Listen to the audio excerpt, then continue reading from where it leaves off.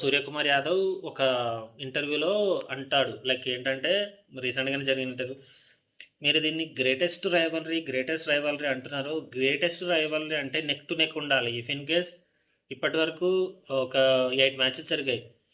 4-4 అని ఉండాలి. లేకపోతే 5-3 అని ఉండాలి. సో దాన్ని గ్రేటెస్ట్ రైవల్రీ అంటాం. బట్ 7-1, 8-1 అనేది అది గ్రేటెస్ట్ రైవల్రీ కాదు. T20 వరల్డ్ కప్ 2026 టోర్నమెంట్లో భాగంగా ఇప్పుడు మన మ్యాచ్ రివ్యూ వచ్చేసి match number 27. So one of the greatest rivalry అంటారా మరి ఏమంటారో నాకు తెలియదు. సో అదే India versus Pakistan. Okay, so ఈ మ్యాచ్ వచ్చేసి మనకు కొలంబోలో మ్యాచ్ అనేది జరిగింది. ఓకే, సో దీనికంటే ముందు ఐసీసీ మ్యాచెస్ లైక్ T20 మ్యాచెస్లో చూసుకుంటే మాత్రం 7 మ్యాచెస్ అనేది లైక్ 8 మ్యాచెస్ అని జరిగినాయి. సో 8 మ్యాచెస్ జరిగితే ఇండియా 7 అలాగే పాకిస్తాన్ 1 తోటి ఉంది. సో ఇది 9th మ్యాచ్ అన్నట్టు. సో మరి ఇప్పుడు 7-2 అయిందా లేకపోతే 8-1 అయిందా అనేది మనం రివ్యూలో తెలుసుకుందాం. ఓకే, సో ఇక టాస్ విషయానికి వస్తే మాత్రం పాకిస్తాన్ అయితే టాస్ గెలిచింది. సో టాస్ గెలిచి వాళ్ళు బౌలింగ్ అయితే ఎంచుకున్నారు. ఓకే, సో బ్యాటింగ్కి వచ్చిన ఇండియా వచ్చేసి 7 వికెట్స్ కోల్పోయి 175 రన్స్ వాళ్ళు చేశారు. ఓకే, టీమిండియా 175 రన్స్ చేసింది. వాళ్ళకు 176 రన్స్ని టార్గెట్గా ఇచ్చింది. ఇండియా బ్యాటింగ్ విషయానికి వస్తే మాత్రం అభిషేక్ శర్మ లైక్ లాస్ట్ మ్యాచ్లో లేడు. సో ఎందుకంటే some health issue, stomach issue వచ్చిందంట. సో మళ్ళీ ఈ మ్యాచ్లో మళ్ళీ జాయిన్ అయ్యాడు. నేను చాలా ఎక్కువ స్కోర్ కొడతాడు అనుకున్నా, బట్ స్కోర్ అనేది ఎక్కువ కొట్టలేకపోయాడు. డక్అవుట్ అయిపోయాడు. 4 balls ఏమో ఫేస్ చేశాడు, మళ్ళీ డక్అవుట్ అయిపోయాడు. I think bad luck for him. If in case మళ్ళీ వచ్చే నెక్స్ట్ మ్యాచెస్లో మంచిగా బ్యాటింగ్ చేయాలని కోరుకుంటున్నా. ఎందుకంటే one of the best openers.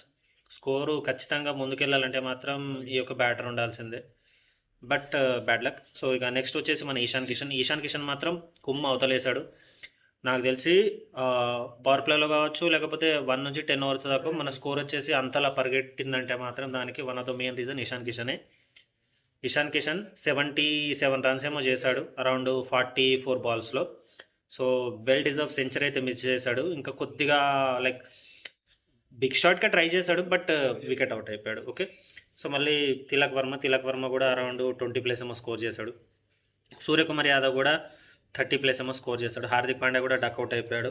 ఇక లాస్ట్కి వచ్చిన దూబే కావచ్చు, రింకు సింగ్ కావచ్చు. సో ఇక వాళ్ళ స్కోర్ చేసిన వాళ్ళు చేశారు. సో ఇండియా ఎంత స్కోర్ చేసిందని చెప్పేసి నేను స్క్రీన్ మీద ఇస్తున్నాను, చూసేయండి.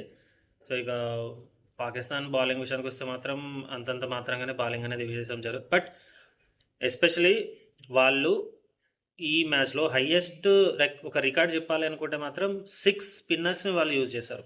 1 కాదు 2 కాదు 6 స్పిన్నర్లు వేశారు. షాహిన్ అఫ్రీద్ ఒక్కడే పేస్ బౌలింగ్ చేశాడు. అది కూడా సెకండ్ ఓవర్ వేశాడు. మళ్ళీ లాస్ట్ ఫైనల్లో 20th ఓవర్ మాత్రమే వేశాడు. మిగతా అంతా స్పిన్ బౌలర్స్ వేశారు. ఓకే, సో ఇక పాకిస్తాన్ వాళ్ళు లైక్ ఎవరెవరు ఎన్ని వికెట్లు తీశారని చెప్పేసి కూడా నేను స్క్రీన్ మీద ఇస్తున్నాను, మీరు చూసేయండి. సో ఇక 176 రన్స్ టార్గెట్తోకి అంటే ఆ టార్గెట్ తోటి బరిలోకి దిగిన పాకిస్తాన్కి స్టార్టింగ్లోనే సుఖాలు కనిపించినాయి. ఫస్ట్ ఓవర్లో హార్దిక్ పాండ్యా 1 వికెట్ తీశాడు. సెకండ్ ఓవర్ వచ్చేసి బుమ్రా వేశాడు. సో బుమ్రా వచ్చేసి 2 వికెట్స్ తీశాడు. ఒకటేమో ఎల్బీడబ్ల్యూ, ఇంకొకటేమో క్యాచ్ అవుట్ అయింది. సో వాళ్ళకు పవర్ ప్లేలోనే టోటల్ 4 వికెట్స్ ఏమో పోయాయి. సో మళ్ళీ దాని తర్వాత వాళ్ళ కీపర్ అనుకుంటా షహానో సంథింగ్ ఏదో పేరు ఉంది, నాకు తెలియదు, స్క్రీన్ మీద ఇస్తున్నాను చూసేయండి. సో ఆ ప్లేయర్ ఒక్కడే అరౌండ్ 48 ఏమో స్కోర్ చేశాడు. మిగతా బ్యాటర్లు అంతా అంతగానే స్కోర్ చేశారు. సో ఇక పాకిస్తాన్ వచ్చేసి అరౌండ్ 16 ఓవర్స్కో 17 ఓవర్స్కో నాకు అంతగా గుర్తుకు లేదు. రాసుకోలేదా బ్రో అంటే మాత్రం మీకు బుక్ ఉంది, బట్ నేను రాసుకోలేదు, నాకు గుర్తుందే చెప్తున్నా. 16 ఓవర్స్కో 17 ఓవర్స్కో వాళ్ళు 116 ఆర్ 1 అంతే 1 బిట్వీన్ 110 to 120 మధ్యలోనే వాళ్ళు ఆల్అవుట్ అనేది అయిపోవడం జరిగింది.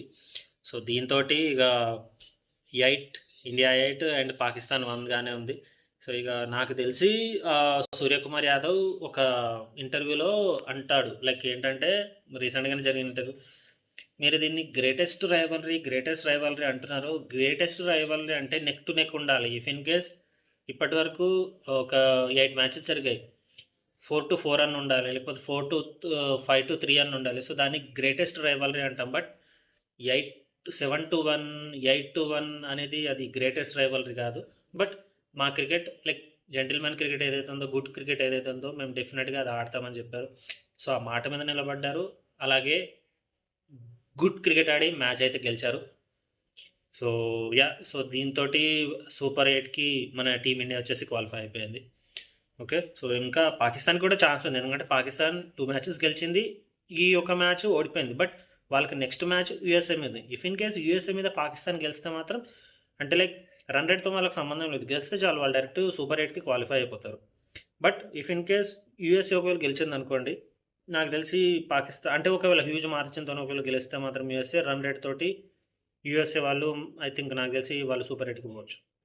ఓకే, సో ఇది మ్యాచ్ మీద నా review. If in case match మీరు చూస్తుంటే మరి మీకు ఎలా అనిపించిందో కమెంట్ చేయండి, షేర్ చేయండి, లైక్ చేయండి. అలాగే నా ఛానల్ అయితే నా ఛానల్ని సబ్స్క్రైబ్ చేసుకోండి. సో అప్పటి వరకు ఉంటా. This is Vikram Rathod signing off.